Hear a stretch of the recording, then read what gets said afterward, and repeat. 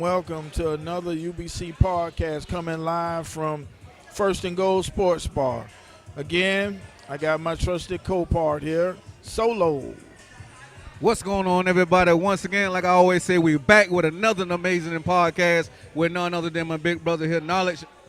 Today, we're going to do something a little orthodox. We're not going to interview nobody today. We're going to talk about safety. Because as I seen in 2025, we had 300 crashes, motorcycle crashes in 2025 with 37 deaths in 2025. And this is 2026 right now currently.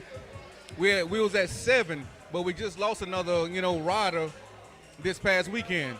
So it's still at climbing. So today we want to focus more on safety. So hopefully that the viewers out there, they could take heed of some of this knowledge that we about to spew out today. Okay. And safety starts with you. You're the first step in safety. Preventive maintenance, servicing your bikes, making sure your tire tread is at the right depth.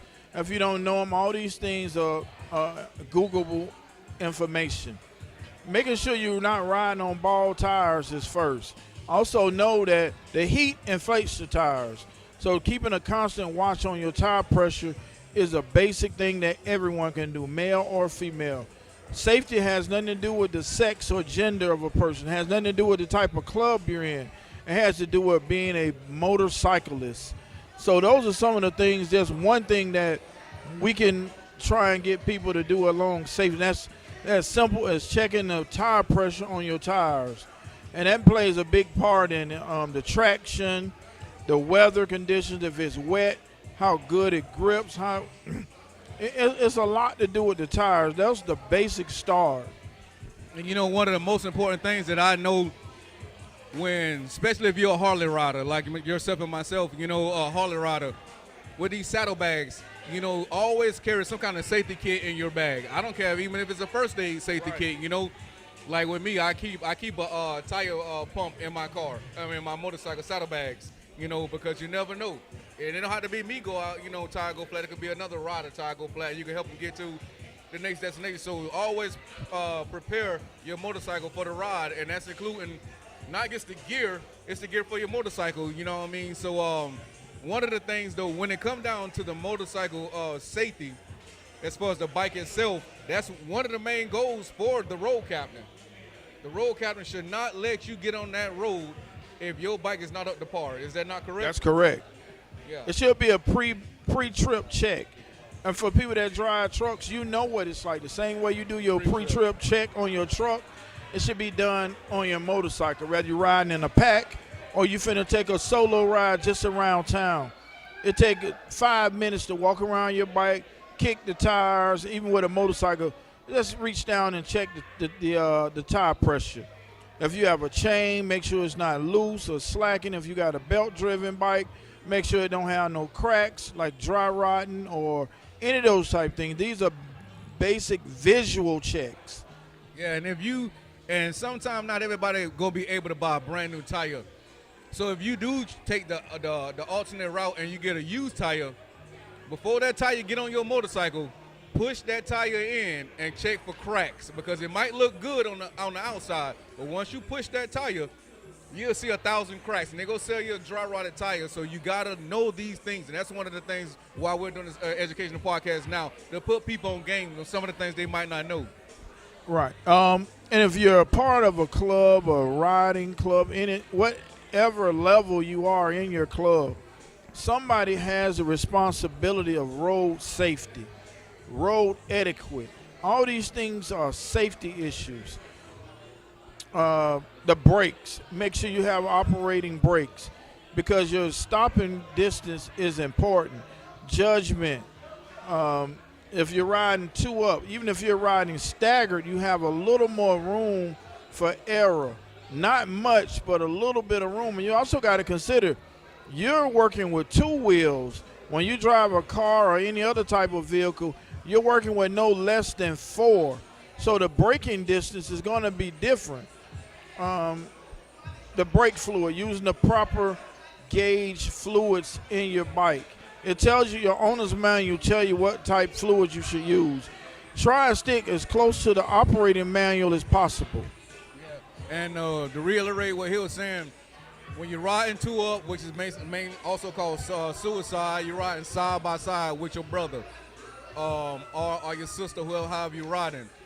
And staggered is one, you in the front, somebody is slightly behind you, and another person slightly behind that person. So that's called staggered riding right there. And like he was saying, get out and learn like meet your motorcycle shops. Get to know these guys, and so when you go in, they won't try to bamboozle you. You know what I mean? So go out and learn these motorcycle shops and try to get a little more educated on your motorcycle. If you riding a motorcycle, you got to understand, you riding an engine, pure muscle, pure power. Yes. So you need to learn what you are riding and learn your stoppage when you know how much you can stop before you get to that distance or whatever. So learn your bike because it's about to be springtime. It's springtime now, something like that. It was 92 degrees here today. So this right now is prime time for new riders out there. So this is mainly a lot for you new riders. Just because you got you a motorcycle, I don't care if it's a 250 or 1400, I don't care what it is. Respect that bike, learn that bike. If you're not comfortable with riding like the next person is, so fucking what? You ride your own ride. If they want to go 1,000 miles and you only want to go 50, ride 50. And I guarantee they're going to be the 50 mile. That's going to be the best 50 miles an hour rides you ever had. You ride your own ride. Don't ever let nobody dictate how you ride. That's where you will mess up at. You have to ride at your own comfortability. Riding in the packs is a skilled thing. We ride two up because we're professional bikers. When you become a professional biker, then you'll train yourself. You train. All professionals train at their craft. If you're a professional biker, then you're training constantly. You're training on your braking distance. You're training on your hand signals. You're training on your lane changing. You're training on the weather conditions, how to ride in the rain, how to ride in the heat, the cold. All these things are training camps. Right. So when we call ourselves professional bikers, we have to train. The only way to train is to practice. The practice for us is to ride. Every ride is a practice session until it's time to get in the game. So it's kind of two-headed a little bit. You practice and you game timing. Because when you pull that bike out your garage, you practicing. That's the first start. When you get on that highway, that's game time. With your brothers riding side by side Game with you, time. it's game time because it's no room for error out there because you got 2 to 1,000 plus people with you. So whenever you ride like that, it's game time. Because you're not just riding for yourself. You ride for the next man beside you, and you got to understand also when you ride your bike, you always got to ride thinking the worst. Don't never think, okay, well, hey, look, I can keep straight. They go wait on to me. They go let me go. No, take your time and wait because you never know who's behind that wheel of that car. They might be like, oh well, we got time to speed past them, and that's a lot of accidents happen from people getting cut off. Yes, whole that's lot. Probably the most cause of fatality is being cut off. So never think that you can make it before that person. Slow up because listen, if you're on your motorcycle, you should be chilling anyway. You know, you should be chilling anyway, enjoying that wind therapy. That's true.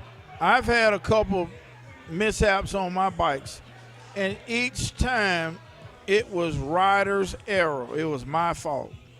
I can't blame a car cut me off, or I can't blame it on my incident. Those were things that were preventable on my behalf. Inexperience, riding with guys who were much more experienced, and I'm trying to keep up and navigate turns, not leaning in the turns, trying to turn straight up, not turning my head.